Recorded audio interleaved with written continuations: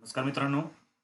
तर आज मी N S Poddar आपल्या सर्वांचं आपल्या या क्लासमध्ये स्वागत करतोय. तर आज आपण डिफरन्शियल इक्वेशन याचं तिसरं लेक्चर आज बघणार आहे. आणि या तिसऱ्या इक्वेशनमध्ये आपल्याला एक मेथड शिकायची आहे की सोल्युशन कसं फाइंड आउट करायचं.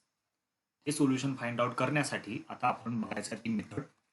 ही मेथड बघत असताना त्यामध्ये पहिल्यांदा लक्षात घ्या की ordinary differential equation of first order first degree हा जो पॉईंट आहे या पॉईंटमध्ये आपण काय करायचं, फक्त first order first degree differential equation simplify करण्याचे किंवा त्याचं सोल्युशन काढण्याच्या मेथड्स बघणार आहे. या मेथड्स बघत असताना याच्यामध्ये आपण वेगवेगळ्या मेथड्स वापरतोय. त्या मेथड्समध्ये या आधी काही मेथड्स आहेत, त्या मेथड्स मी तुम्हाला सांगतोय. त्यातली पहिली मेथड आहे ती म्हणजेच व्हेरिएबल सेपरेबल मेथड. दुसरी आहे ती म्हणजेच होमोजिनियस डिफरन्शियल इक्वेशन. तिसरी आहे एक्झॅक्ट डिफरन्शियल इक्वेशन. चौथी आहे लिनियर डिफरन्शियल इक्वेशन. अशा या चार मेथड ज्या आहेत, या चार मेथडमध्ये सुद्धा दोन दोन पॉईंट्स आहेत, which is reducible to variable separable, reducible to homogeneous आणि reducible to linear differential equation.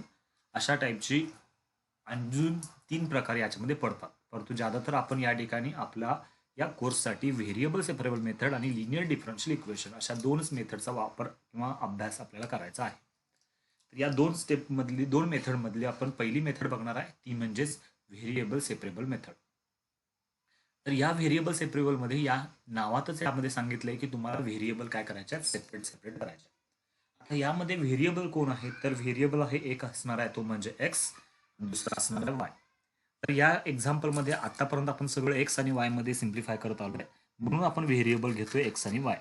पण काही जी ऍप्लिकेशनची एक्झाम्पल असणार त्याच्यामध्ये व्हेरिएबल वेगवेगळे असू शकतात. त्या नियमानुसार तुम्ही काय करू शकता, व्हेरिएबल्स ठरवून तुम्ही ते व्हेरिएबल तुम्हाला काय करायचे, सेपरेट करायचे. आता सेपरेट कसे करायचे ते आपण एक्झाम्पलवरून बघूया. तर त्यासाठी आपण एक पहिलं एक्झाम्पल घेऊया. First dy by dx is equal to 1 plus x square divided by y. तर या दिलेल्या एक्झाम्पलमध्ये एक्स आणि वाय हे 2 व्हेरिएबल आहेत. याच्यामध्ये हे कशावरून लक्षात येतं बघा, dy बाय dx ची टर्म लिहिली, याचा अर्थ dy म्हणजे y ची टर्म आहे, dx म्हणजे x ची टर्म आहे. म्हणजे यामध्ये 2 व्हेरिएबल आहेत. मग आता पहिल्यांदा एक तुम्ही काम करायचं की dx आणि dy ज्या टर्म्स आहेत त्या टर्म्स 2 वेगवेगळ्या बाजूला असणे आवश्यक आहे. एका साईडला dy ची टर्म, एका साईडला dx ची टर्म. याचा अर्थ आता हे सोडवत असताना बघा, पहिल्यांदा काय करायचं, given differential equation dy by dx is equal to 1 plus x square divided by y square. आता याच्यामध्ये बघा, dy बाय dx हे डिवाइडला आहे, म्हणजे हा जो dx चा पार्ट आहे, हा dx चा पार्ट तुम्ही या साईडला ट्रान्सफर करू शकता, मल्टिप्लिकेशन म्हणजे. मग तो मल्टिप्लिकेशन मध्ये ट्रान्सफर केल्यानंतर काय होईल बघा, dy is equal to 1 plus x square divided by y into dx. असं केल्यानंतर dy आणि dx ची जागा आता फिक्स झाली. तो लेफ्ट हँड साईडला dy ची टर्म आहे, राईट हँड साईडला dx ची टर्म आहे. ज्या साईडला dy आहे त्या साईडला सगळ्या y च्या टर्म्स असायला पाहिजेत, आणि ज्या साईडला x ची टर्म आहे त्या साईडला सगळ्या x च्या टर्म्स असायला पाहिजेत. आता असं जर करायचं म्हणलं तर ही जी y ची टर्म आहे ती या साईडला मी ट्रान्सफर करू शकतो. म्हणजे ती जर मी टर्म त्या साईडला ट्रान्सफर केली तर मला मिळेल y dy is equal to 1 plus x square dx. आता या एक्झाम्पलमध्ये या स्टेपमध्ये बघा, बरोबर चिन्हाच्या लेफ्ट हँड साईडला सगळ्या वायच्या टर्म्स आहेत आणि राईट हँड साईडला सगळ्या एक्सच्या टर्म्स आहेत. असं काही नाही की ह्या साईडलाच वाय यायला पाहिजे, तर तुम्ही इंटरचेंज करू शकता, पण एका साईडला वाय असेल तर दुसऱ्या साईडला एक्स असायला पाहिजे.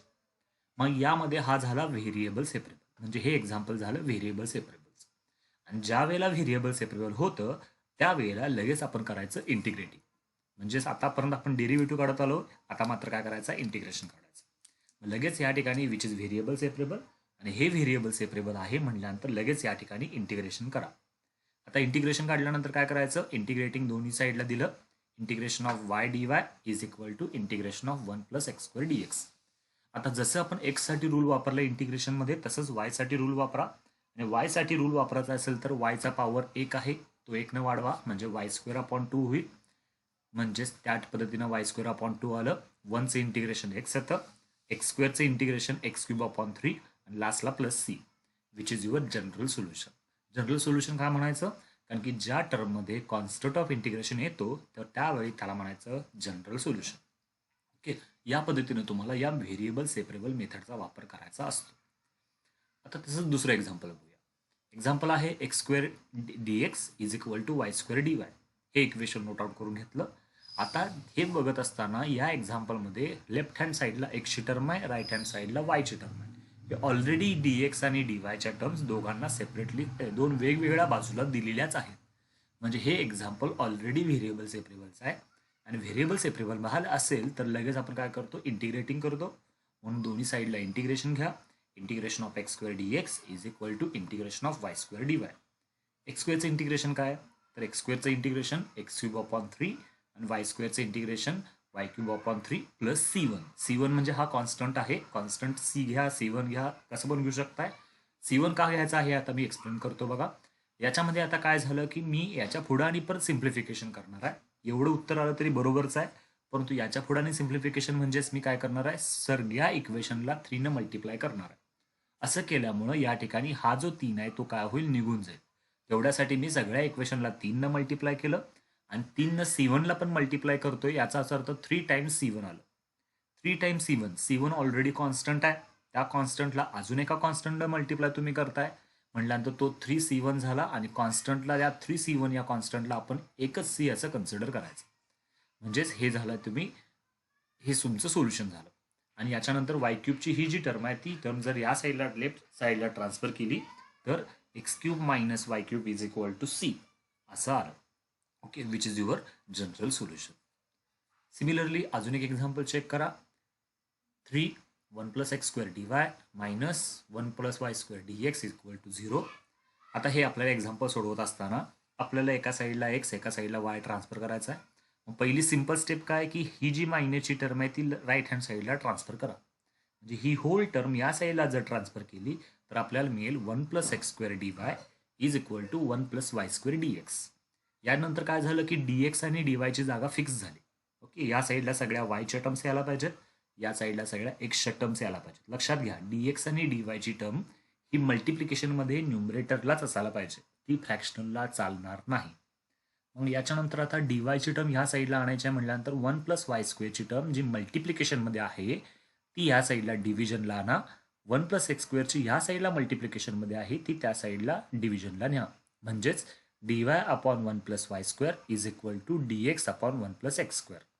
मग यानंतर हे झालं तुमचं variable separable.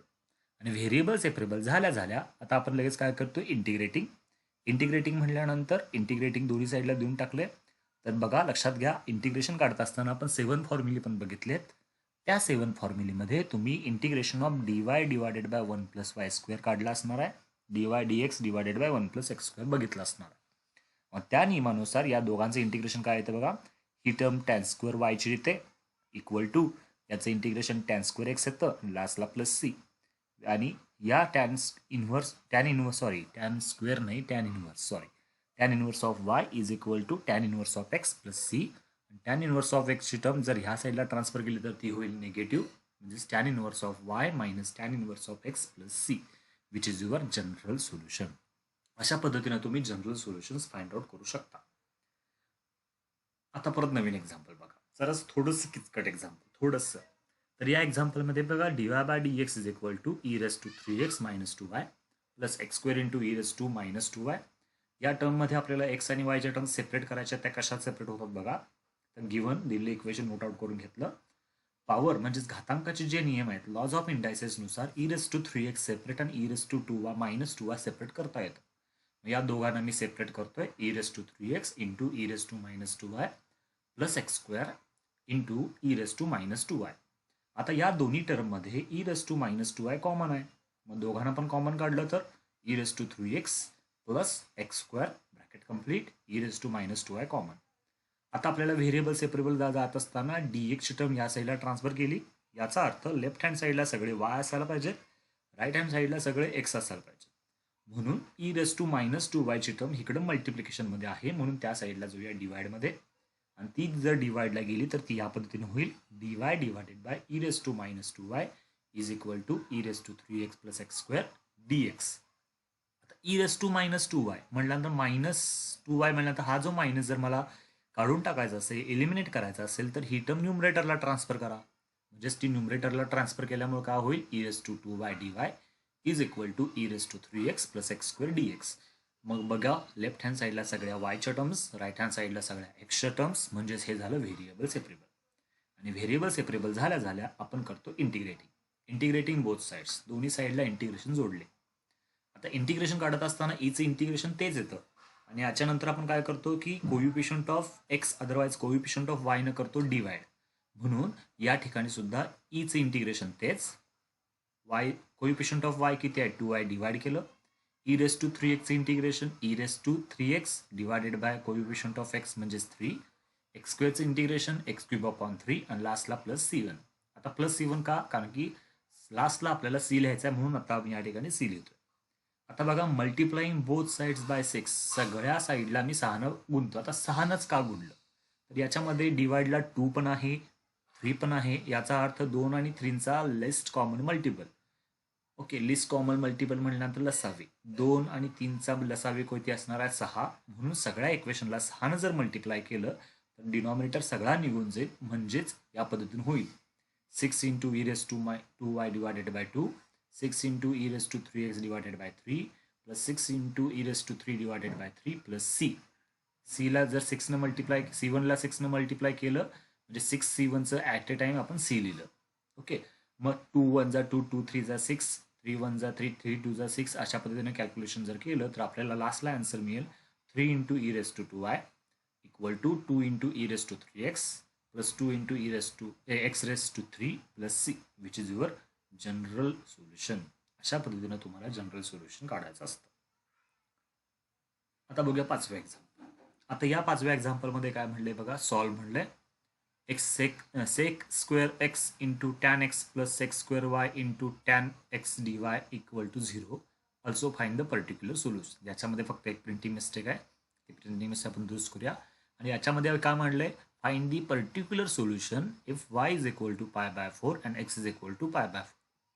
Y is equal to pi by 4 x is equal to pi by 4 अशा जर कंडिशन्स दिल्या असतील तर तुम्हाला जनरल सोल्युशन तर काढायचंच आहे, याच्या व्यतिरिक्त तुम्हाला पर्टिक्युलर सोल्युशन सुद्धा काढायचं असतं. म्हणून इथं लिहिले पर्टिक्युलर सोल्युशन. बघा ते कसं काढायचं, गिव्हन इक्वेशन नोट आउट करून घेऊया. इक्वेशन नोट आउट करून घेतलं, sec square x into tan y d x, इथं टॅन वाय डी एक्स पाहिजे, इथं जरासं मिस्टेक झाली, plus sec square y into tan x d y equal to 0. आता आपण काय करूया, ही जी टर्म आहे ही राईट हँड साईडला ट्रान्सफर करूया, म्हणजेच आपल्याला टर्म मिळेल sec square x into tan y d x is equal to, ही प्लसची टर्म या साईडला आली मायनस झाली, sec square y tan x d y, म्हणजे ह्या साईडला डी एक्सच्या टर्म्स आणि या साईडला डी वायच्या टर्म्स अशा राहणारच आहे. त्या जर टर्म्स राहिल्या तर त्यानंतर बघा काय करतो आपण, ही जी टर्म आहे डी एक्सची टर्म इकडे ठेवली म्हणजे इकडे एक्सचा असायला पाहिजे आणि ही डी वायची टर्म म्हणजे इकडे सगळ्या वायच्या टर्म्स. एवढ्यासाठी आता या ठिकाणी आपल्याला काय करायचं आहे, सेक्स स्क्वेअर एक्सला टॅन वायनं डिवाइड करायचं, टॅन एक्सनं डिवाइड केलं, इकडचा टॅन एक्स मल्टिप्लिकेशनमध्ये आहे तो या साईडला डिवाइड होईल, sec square x divided by tan x d x is equal to minus sec square y divided by tan y d y. आणि या ठिकाणी जर बघितलं तर लेफ्ट हँड साईडला सगळ्या एक्सच्या टर्म्स आल्या, राईट हँड साईडला सगळ्या वायच्या टर्म्स आल्या, म्हणजे हे झालं तुमचं व्हेरिएबल सेपरेबल मेथड. आणि या व्हेरिएबल सेपरेबल मेथडमध्ये तुम्ही आता काय करू शकताय, लगेच इंटिग्रेटिंग करू शकता. मग इंटिग्रेटिंग केल्यानंतर काय होईल बघा, integration of sec square x divided by tan x d x is equal to integration of minus sec square y divided by tan y d y. दोन्ही साईडला इंटिग्रेटिंग आलं. आता यानंतर हा जो मायनस आहे तो फक्त मी बाहेर काढतो. मायनस बाहेर काढल्यानंतर आता लक्षात घ्या की तुम्हाला जे इंटिग्रेशनमध्ये रूल्स झालेत ते रूल्स या पद्धतीने आपण लिहायला वापरायचे. तर आता या ठिकाणी टॅन एक्सचं डेरिव्हेटिव्ह काय, तर टॅन एक्सचं डेरिव्हेटिव्ह येतं sex square x d x आणि टॅन वायचं derivative sex square Y d Y. म्हणजेच डिनॉमिनेटरचं डेरिव्हेटिव्ह ज्या वेळेला न्यूमरेटरला येतं तर त्यावेळी त्याचं इंटिग्रेशन काढत असताना लॉग ऑफ डिनॉमिनेटरची टर्म येते. मग सिमिलरली दोन्ही साईडला लॉग ऑफ डिनॉमिनेटरच्या टर्म्स येतील. मग या साईडला लेफ्ट हँड साईडचं इंटिग्रेशन आलं log of tan x is equal to right hand साईडला minus log of tan y plus, आता मात्र आपण प्लस सी जी घेत होतो त्याच्या जागेला फक्त आपण काय करायचं लॉग सी घ्यायचं. असं का, कारण की जे आपण जर टर्म बघितल्या त्यात प्रत्येक टर्ममध्ये लॉगची टर्म आलेली आहे आणि लॉगची टर्म आलेली आहे म्हणून जो कॉन्स्टंट घेतोय तो कॉन्स्टंट सुद्धा लॉगमध्येच घ्यायचा, म्हणून या ठिकाणी सुद्धा लॉगची टर्म घेतली. आता याच्यानंतर लॉगॅरिथमच्या प्रॉपर्टीचा वापर आपण करायचा. हा minus log of tan y आहे तो जर लेफ्ट हँड साईडला ट्रान्सफर केला तर काय होईल, मायनसचा होईल प्लस, म्हणजेच टर्म काय होईल log of tan x plus log of tan y is equal to log of c. आता लॉगॅरिथमच्या प्रॉपर्टीमध्ये जर लॉगॅरिथममध्ये ॲडिशन असेल तर आपण करतो मल्टिप्लिकेशन. मग तेच मल्टिप्लिकेशन यामध्ये करूया. Log of tan x into tan y is equal to log c. आता याच्यामध्ये बघा दोन्ही साईडला लेफ्ट हँड साईडला राईट हँड साईडला लॉगची टर्म आहे, दोघांच्यामध्ये इक्वल टू आहे आणि दोघांच्यामध्ये इक्वल टू असेल तर दोन्ही साईडच्या लॉगच्या टर्म्स आपण काय करू शकतो, काढून टाकू शकतो. दोन्ही साईडला लॉगच्या टर्म जर काढून टाकल्या तर आपल्याला टर्म मिळते tan x into tan y is equal to c. म्हणजे हे तुम्हाला मिळालं जनरल सोल्युशन मिळालं ज्याच्यामध्ये सी प्रेझेंट आहे, which is called as constant of integration, म्हणून याला म्हणायचं जनरल सोल्युशन. आता त्या सीची सुद्धा व्हॅल्यू तुम्ही काढू शकताय कधी, ज्या वेळेला तुम्ही या ज्या दोन व्हॅल्यूज दिल्यात या दोन्ही व्हॅल्यूजचा वापर तुम्ही यामध्ये करू शकता. त्यावेळेला या दोन्ही व्हॅल्यूचा वापर आपण आता यामध्ये करूया. दोन्ही व्हॅल्यूज जर वापरल्या तर बघा, if y is equal to pi by four x when x is equal to pi by four, म्हणजे एक्सची व्हॅल्यू पाय बाय फोर असताना वायची व्हॅल्यू सुद्धा पाय बाय फोर असते. त्यावेळेला दोन्ही व्हॅल्यू पाय बाय फोर आपण यामध्ये पुट केल्या तर tan pi by four into tan pi by four असा. आता tan pi by four into tan pi by four म्हणजेच टॅन 45, टॅन 45 डिग्रीचा आन्सर येतं 1 आणि 1 इंटू 1 किती येतं सी. देअर फोर सीची व्हॅल्यू किती मिळते 1 मिळते. म्हणजे सीची व्हॅल्यू 1 मिळाली तर ही आलेलं उत्तर सीचं तुम्ही जनरलमध्ये जर तुम्ही टाकलं तर तुम्हाला मिळतं पर्टिक्युलर. लक्षात घ्या मी काय म्हणतोय, plus c equal to c, सीची टर्म आली असेल तर ते तुमचं जनरल सोल्युशन आहे. त्यानंतर त्या कंडिशन्स पुट केल्यानंतर तुम्हाला सीची व्हॅल्यू मिळते. ती सीची व्हॅल्यू तुम्ही त्या सोल्युशनमध्ये टाकला तर तुम्हाला पर्टिक्युलर सोल्युशन मिळतं. म्हणजेच काय, याचं पर्टिक्युलर सोल्युशन काय असणार आहे, tan x into tan y is equal to जे सी होतं त्या सीच्या ठिकाणी किती असणार आहे, फक्त 1 असणार. हे झालं तुमचं पर्टिक्युलर सोल्युशन. अशा पद्धतीने जनरल आणि पर्टिक्युलर सोल्युशनमध्ये डिफरन्स आहे. ओके, आता बघूया नेक्स्ट एक्झाम्पल. आता solve x into 1 plus y square d x plus y into 1 plus x square d y equal to 0. आता या एक्झाम्पलमध्ये आपण हे इक्वेशन नोट आउट करून घेऊया. याच्यानंतर आपण व्हेरिएबल सेपरेबल बघत असताना एका साईडला एक्स एका साईडला वायची टर्म ट्रान्सफर केली तर बघा या पद्धतीने तयार होईल. बघा बरोबर आहे का. अशाच ज्या स्टेप्स आहेत, जेव्हा एक्झाम्पलची प्रॅक्टिस होत जाईल तसं तसं तुम्ही डायरेक्टली ते एक्झाम्पल्स लिहायला शिकू शकता. एक्सची टर्म डी एक्सची टर्म ह्या साईडला आहे, वायची टर्म ह्या साईडला डिवाइडला जाईल. 1 प्लस एक्स स्क्वेअरची टर्म मल्टिप्लिकेशनला होती ती डिव्हिजनला आली. लेफ्ट हँड साईडला ते मायनस, लेफ्ट हँड साईडनं राईट हँडला गेल्यामुळे मायनसची टर्म आली आणि हे झालं तुमचं व्हेरिएबल सेपरेबल. व्हेरिएबल सेपरेबल झाल्या आपण करतो इंटिग्रेटिंग. दोन्ही साईडला इंटिग्रेशन दिले. यातला फक्त हा मायनस बाहेर काढला आणि यामध्ये आता हे काय केलंय तर याच्यामध्ये लक्षात घ्या, आपल्याला एक रूल बघितला होता की डिनॉमिनेटरचं जे काय डेरिव्हेटिव्ह आहे जर ते न्युमरेटरला आलं तर त्या ठिकाणी त्याचं उत्तर आपण लॉग ऑफ डिनॉमिनेटर लिहू शकतो. म्हणून दोन्ही साईडला मी 1/2ची ॲडजस्टमेंट केली. ही ॲडजस्टमेंट आहे. बघा 2 या ठिकाणी घेतले, 2 या ठिकाणी काढून टाकलं म्हणजेच ॲडजस्टमेंट झाली. त्याच पद्धतीने हे पण 2 एकमेकांना ॲडजस्ट झालं. असं पण करू शकताय, दोन्ही साईडला तुम्ही 2 घेऊन डायरेक्टली कॅन्सल केलं तरी चालेल, काय प्रॉब्लेम येणार नाही. हे 2 न घेता 1/2 न घेता दोन्ही साईडला 2ची ॲडजस्टमेंट करू शकता. आता ही ॲडजस्टमेंट केल्यानंतर लॉग ऑफ, आता सॉरी इथं जरा 1 प्लस एक्स स्क्वेअरची टर्म हवी आहे. ओके, ती या ठिकाणी आपण मेन्शन करून घेऊया. याचं या ठिकाणी पुढची टर्म असणार आहे 1 प्लस एक्स स्क्वेअरची, ती या पद्धतीने येईल. ओके, ते टाईप करताना मिस झालंय. Is equal to -1/2 2y 1 plus y square. म्हणजे याचं उत्तर बघा, याचं उत्तर येतं 1/2 log of 1 plus x square is equal to 1/2 log of 1 plus y square is equal to log c. Log c का घेतलं, कारण की दोन्ही टर्म्स लॉगमध्ये आल्या म्हणून. याच्यामध्ये फक्त इथं प्रिंटिंग मिस्टेक झाली, तेवढी यामध्ये करेक्शन आपण करून घेऊ शकतोय. ही जर टर्म इलिमिनेट केली तर आपल्याला याचा आन्सर डायरेक्टली हे मांडता येईल. ओके, आता याच्यानंतर बघा पुढची टर्म, ती म्हणजेच या पद्धतीने मल्टिप्लाइंग थ्रू आउट बाय 2. सगळ्याला 2 मल्टिप्लाय करूया, कारण की हा 2 मला काढून टाकायचा. सगळ्यांना 2 मल्टिप्लाय केल्यामुळे येईल log of 1 plus x square is equal to log of 1 plus y square is equal to 2 times log of C1. आता हा जो लॉग ऑफ C1 आहे हा 2 टाइम्स आहे. हा सगळा एक कॉन्स्टंटच आहे, म्हणून या कॉन्स्टंटला तुम्ही एकच कॉन्स्टंट घेऊ शकता, परंतु आपण ते लास्टला घेऊया. Which is equal to log of 1 plus x square is equal to log of 1 plus y square plus log of C असं टर्म घेतली. आता याच्यानंतर लक्षात घ्या की लॉगॅरिथममध्ये जर ॲडिशन असेल तर आपण करतो मल्टिप्लिकेशन. म्हणजेच काय, log of 1 plus x square is equal to log of 1 plus y square into C अशी टर्म झाली. याचा आणि याचा गुणाकार झाला. या दोघांचा गुणाकार झाल्यामुळं दोन्ही साईडला एक लॉगच्या टर्म्स आल्या आणि दोघांच्यामध्ये इक्वल टू साईन आहे. दोघांच्या मध्ये जर इक्वल टू साईन असेल, दोन्ही साईडला एक एकच लॉगच्या टर्म्स असतील, तर त्या दोन्ही लॉगच्या टर्म्स आपण काढून टाकू शकतो. कॅन्सल करायचं नाही, फक्त आपण ते काय करायचं, त्यातल्या टर्म्स काढून टाकायच्या.